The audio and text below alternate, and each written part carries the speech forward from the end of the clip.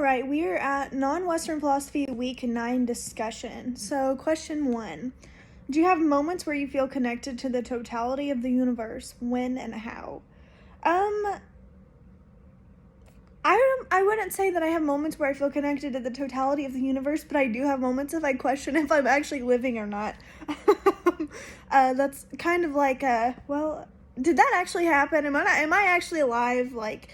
So I wouldn't say I have moments where I feel connected to the totality of the universe, and if I do, I probably wouldn't be able to pinpoint them. But to narrow it down, I'd say when people die that are close to me, that I've been close to or that I know, I do feel a little bit of a different connection to the universe. Same with birth as well. If you've ever watched a baby being born, or if you have like a cousin or a sister that was born after you, siblings, anything like that, those are moments where you kind of feel like you're more than just living. So that's kind of neat as well. So the next question is, do you think Krishna calls Jhana the hardest path? Why do you think she calls Jnana the hardest path compared to karma or bhakti? So, excuse me if I'm not saying this right, but I'm trying to here.